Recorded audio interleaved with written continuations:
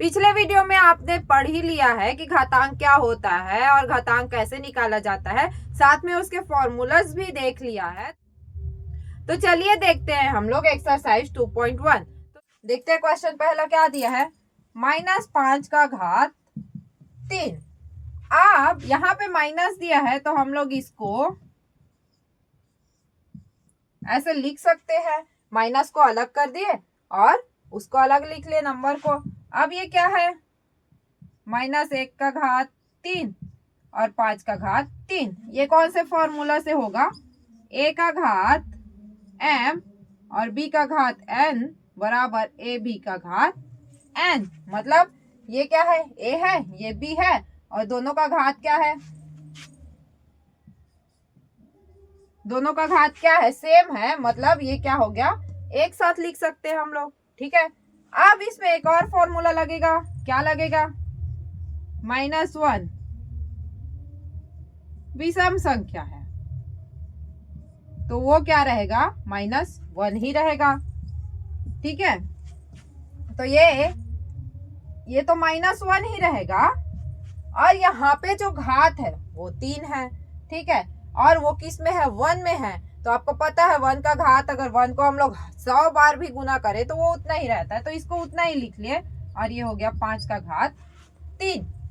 अब इसको हल कर लेते हैं। 5 का घात 3 मतलब कितना होता है, 5 गुणित 5 गुणित 5।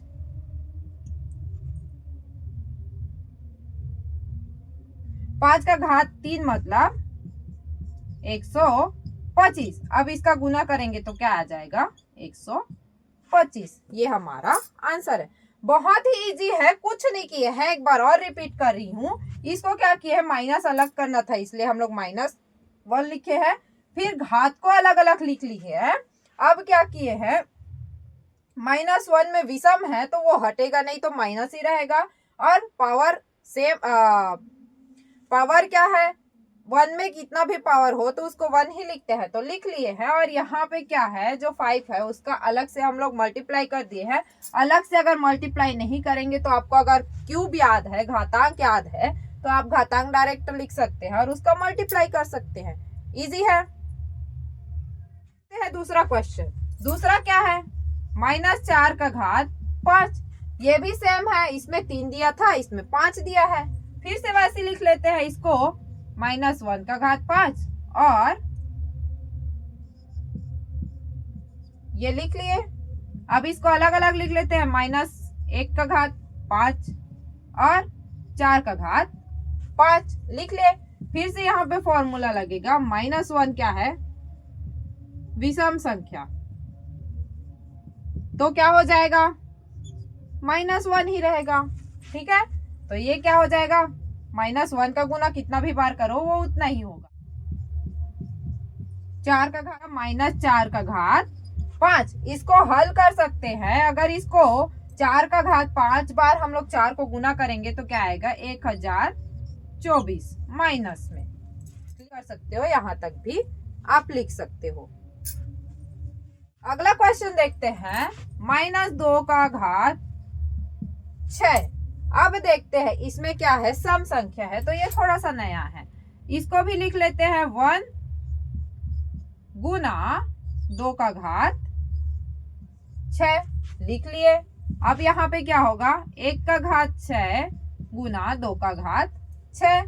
यहाँ पे एक फॉर्मूला लगेगा, एक क्या है, सम संख्या, मतलब ये क्या हो जाएगा, 1 हो जाएगा। -1 के ऊपर में जो घात है वहां पे क्या है, सम संख्या है। जब भी सम संख्या रहता है तो क्या हो जाता है, माइनस हट जाता है। तो ये लग गया हमारा फॉर्मूला। मतलब यहाँ पे क्या हो जाएगा, 1 का घात 6 गुणित 2 का घात 6, या फिर 1 का घात तो 6 हो गया, माइनस तो हट गया, और 1 का हम लोग कितना भी बार गुना करेंगे तो उतना ही रहेगा। मतलब ये क्या हो गया, 2 का घात 6। इसको आप आगे और हल कर सकते हैं, 2 का 6 बार गुना, इसको आगे और हल कर सकते हैं। अगर 2 का घात 6 करेंगे तो क्या आएगा, 64 आएगा। मतलब ये जो माइनस है वो क्या हो गया है, हट गया है। क्यों, क्योंकि यहाँ पे जो घातांक है वो क्या है, सम संख्या है। अगला क्वेश्चन देखते हैं, -3 का घात 6। ये भी सेम है, यहाँ पे लिख लिए 1 गुना 3, ये हो गया 6। क्या लिखेंगे इसको? 6, 3 का घात 6। अब क्या करेंगे? -1 फिर से क्या है?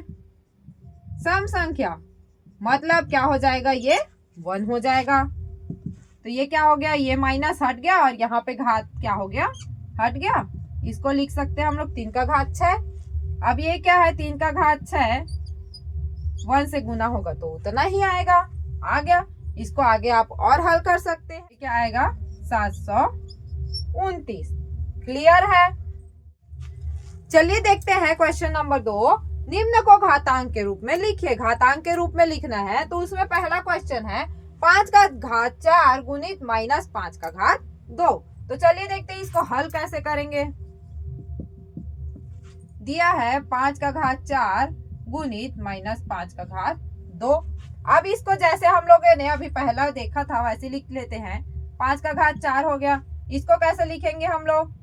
-1 का घात 2 गुणित 5 का घात 2, ऐसा लिख सकते हैं। फिर 5 का घात 4, ये क्या हो जाएगा? यहाँ पे क्या है हमारा? -1 में क्या है? सम संख्या, मतलब ये क्या हो जाएगा? 1 हो जाएगा। तो यहाँ पे क्या हो गया? 1 का घात 2, 5 का घात 2, 5 का घात 4, ये क्या हो गया? 5 का घात 2 को हम लोग अगर यहाँ पे ऐसे हटा देंगे, 5 के घात 2 को 1 के बार गुना करेंगे तो क्या होगा?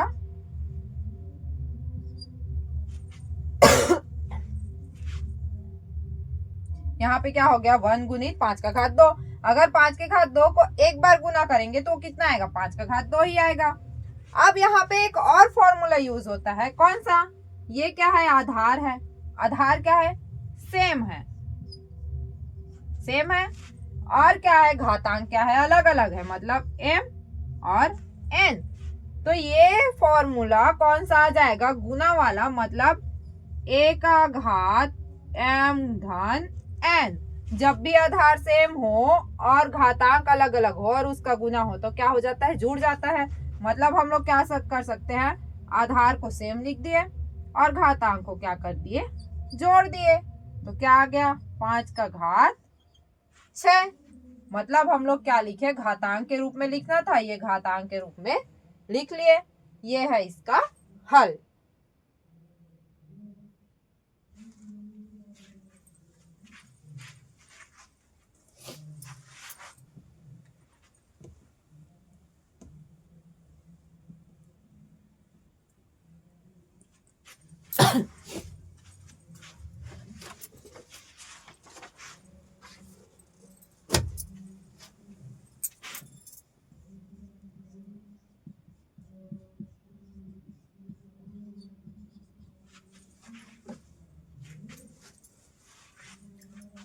देखते हैं दूसरा क्वेश्चन। दूसरा क्वेश्चन क्या है? 15 गुणित -15 का घात 25।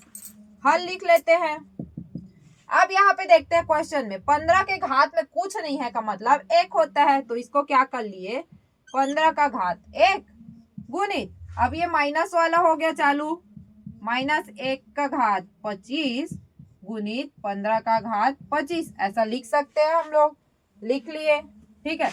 अब ये क्या है? अगर -1 विषम संख्या है तो क्या आएगा? वो -1 ही रहेगा। ठीक है। तो ये क्या हो गया? -15 का घात 1 गुना, ये क्या है? -1 है और इसका घात 25 है तो उसको -1 ही लिखेंगे, गुना 15 का घात 25। ठीक है। अब 15 का घात 25 को -1 के घात गुना करेंगे तो उतना ही आएगा, 1 हो गया। या फिर इसको हम लोग अलग लिख लेते हैं। इसको इधर ला लिया और इसको इधर ले गई तो क्या हो जाएगा? 15 का घात 25 गुना -1। ठीक है। अब क्या करते हैं? यहाँ पे एक फॉर्मूला यूज होगा। ठीक है। यहाँ पे एक फॉर्मूला यूज होगा। कौन सा? गुना वाला। ये क्या है? आधार सेम है, लिख लिए सेम, और घातांक क्या है? अलग अलग है, लिख लिए अलग अलग। तो क्या होता है इसमें? घात जुड़ जाता है। तो घात को क्या कर देते हैं, जोड़ देते हैं। 15 का घात 1 धन 25 गुना -1। ठीक है, ये क्या हो जाएगा, जुड़ जाएगा। 15 का घात क्या हो गया 26 और ये हो गया गुना -1। -1 के साथ गुना करेंगे तो क्या हो जाएगा -1 का घात 26। ये है हमारा आंसर। यहाँ पे विषम संख्या था इसलिए क्या हो गया, ये माइनस वहीं पे रहा, माइनस हटा नहीं। चलिए देखते हैं क्वेश्चन नंबर 3। चलिए देखते हैं नंबर सी। इसमें क्या दिया है, हल कर लेते हैं। 12 का घात 5। अब यहाँ पे क्या दिया है, भाग का चिन्ह, भाग के लिए माइनस दिया है, फिर से माइनस। ये क्या हो जाएगा 3, ऐसा लिख सकते हैं हम लोग, लिख लिए। 12 का घात 5 भागित, ये क्या है विषम संख्या है,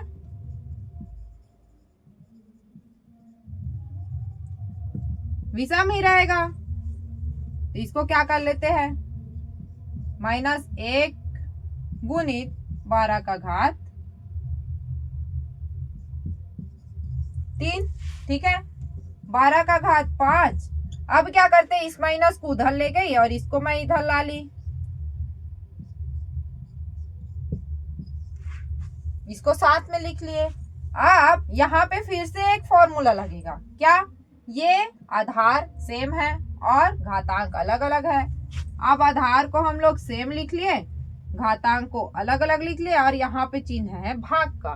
तो भाग में क्या होता है, भाग में जो घातांक है वो क्या हो जाता है, घट जाता है। मतलब क्या हो जाएगा 12 का घात 5 -3 और ये -1। ठीक है, ये माइनस हो गया। अब क्या करेंगे, माइनस कर देते हैं, बचा क्या -1। मतलब ये जो माइनस है इसके साथ माइनस होगा तो क्या हो जाएगा -12 का घात 2। ये है हमारा आंसर। क्लियर है। लास्ट देखते हैं, हल कर लेते हैं। क्या दिया है, p का घात 14 -p का घात 14 और -p का घात 7। ठीक है, दोनों में माइनस माइनस दिया है। अगर हम लोग इसको ऐसे लिख लें 7, दो तरीके से बताऊंगी आपको, ये लिख लिए। अब इसको हल करना है। माइनस है, -1 का घात 14 गुणित p का घात 14, ऐसे लिख सकते हैं हम लोग। इसको क्या लिखेंगे, -1 का घात 7 गुणित p का घात 7, ऐसा लिख सकते हैं हम लोग, लिख लिए। अब क्या हो गया, ये क्या है विषम संख्या है, माइनस हट जाएगा और ये क्या है सम संख्या है, माइनस रहेगा। सॉरी, ये क्या है विषम संख्या है, माइनस रहेगा और ये क्या है सम संख्या है, तो माइनस हट जाएगा। मतलब ये क्या हो जाएगा 1 गुणित p का घात 14 और ये क्या होगा -1 गुणित p का घात 7। अब यहाँ पे फॉर्मूला लगेगा, क्या फॉर्मूला लगेगा, ये क्या है डिवाइड में है, मतलब भाग में है, तो भाग का क्या होता है, घात क्या हो जाता है, घट जाता है। तो घटा देते हैं भाई घाट को, भाग को घटा देते हैं,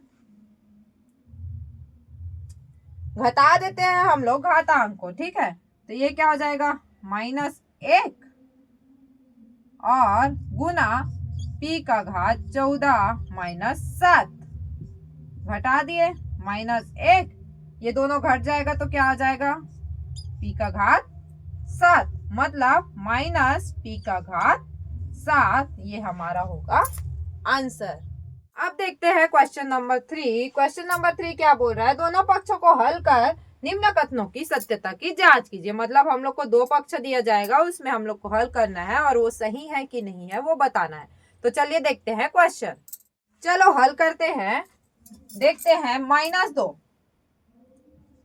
मतलब क्वेश्चन एक बार लिख लेती हूँ, 2 का घात 2 और ये है -2 का घात 8 भागित -2 का घात 2। अब जैसे हम लोगों ने किया था -1 का घात 4 गुणित 2 का घात 4, ऐसा लिख सकती हूँ मैं, गुना -1 का घात 2 गुणित 2 का घात 2 लिख सकती हूँ। वैसे ही इसको -1 का घात 8 गुना 2 का घात 8 -1 का घात 2 गुना 2 का घात 2 ऐसा लिख सकती हूँ मैं। अब देखो यहाँ पे सम संख्या है, यहाँ पे भी सम है, यहाँ पे भी सम है, यहाँ पे भी सम है। जब सम रहता है तब क्या करते हैं, जो माइनस है वो हट जाता है। मतलब ये क्या हो जाएगा, 1 गुणित 2 का घात 4 गुना 1 गुणित 2 का घात 2 लिख सकते हैं। ऐसी सेम इसमें भी वैसी है, 1 गुणित 2 का घात 8 और 1 गुना 2 का घात 2 लिख सकते हैं। अब ये क्या हो गया, हमारे पास क्या बचा, 2 का घात 4 गुना 2 का घात 2 और यहाँ पे क्या बचा, 2 का घात 8 बटे 2 का घात 2। अब यहाँ पे एक फॉर्मूला लगेगा गुना वाला। क्या गुना वाला फॉर्मूला है, जब बेस सेम हो और घातांक अलग अलग हो तब क्या करते हैं हम लोग, जोड़ देते हैं। तो चलो फॉर्मूला लगा लेते हैं, क्या हो जाएगा, 4 धन 2 लिख सकते हैं। ये क्या हो जाएगा, 2 का घात 6। अब यहाँ पे क्या दिया है, भाग दिया है, तो यहाँ पे कौन सा फॉर्मूला लगेगा, जब बेस सेम हो और घातांक अलग हो तब क्या होता है, दोनों घट जाता है। घटा देते हैं भाई, 2 का घात 8 माइनस 2 2 का घात 6। अब यहाँ से आप लोग देख सकते हैं दोनों पक्ष में आंसर क्या आया है, सेम आया है। मतलब ये जो कथन है वो क्या है, सत्य है। क्लियर है। तो इसको इस प्रकार से हल करना है, दोनों पक्ष को एक साथ लेते हुए हल करना है। दूसरा नंबर देखते हैं क्या दिया हुआ है, -3 का घात 2 गुना -3 का घात -6 बराबर 1/3 का घात 2 ठीक है। चलो हल कर लेते हैं। अब यहाँ पे फिर से माइनस दिया है तो हम लोग लिखेंगे कैसे, 1 का घात 2 गुणित 3 का घात 2, 1 का घात -6 गुनी -6 लिख लिए। इधर को लिख लेते हैं, ठीक है। अब क्या करते हैं, यहाँ पे घात क्या है, सम है, तो वो हट जाएगा। मतलब 1 गुना 3 का घात 2 और ये क्या होगा, 1 गुना 3 का घात -6। इधर भी लिख लेते हैं सेम, साथ में हल करते चलेंगे। अब क्या है, 3 का घात 2 गुना बचा क्या, 3 का घात -6। ये क्या बचा, 1/3 का घात 2 पूरे का घात 2। अब यहाँ पे फॉर्मूला लगेगा सेम, a⁴m गुना a⁴n बराबर a⁴m धन n।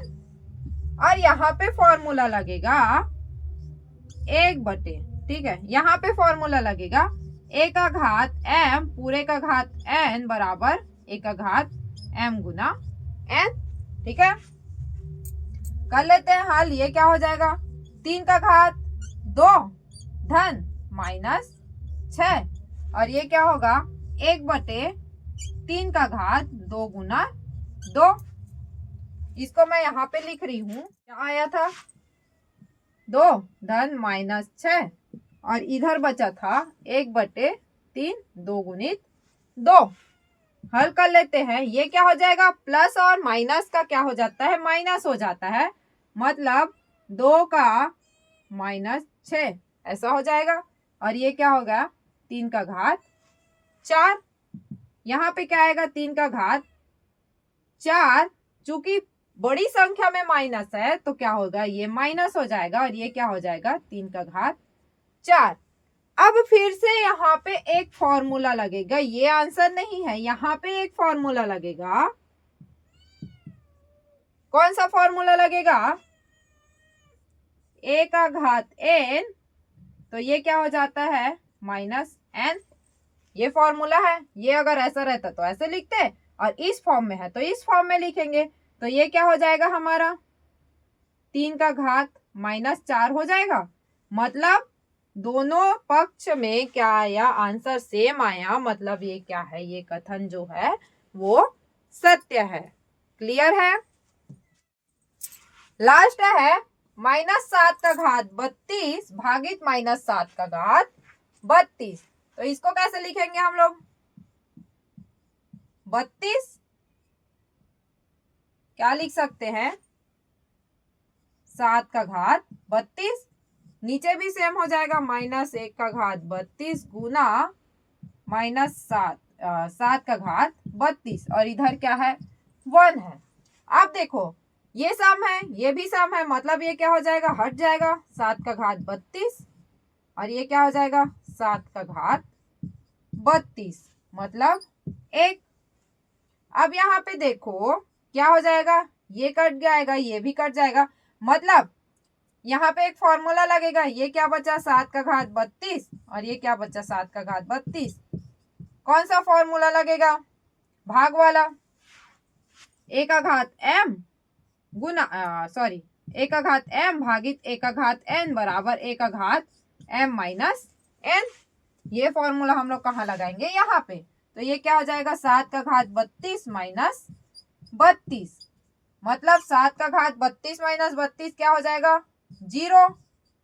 अब यहाँ पे एक और फॉर्मूला लगेगा, आप लोग को बताई थी, जब भी a का घात 0 होता है, मतलब किसी भी संख्या का घात 0 आता है, तो उसका नंबर क्या हो जाता है 1 हो जाता है। मतलब 7 का घात 0 है तो क्या होगा 1, और यहाँ पे भी 1।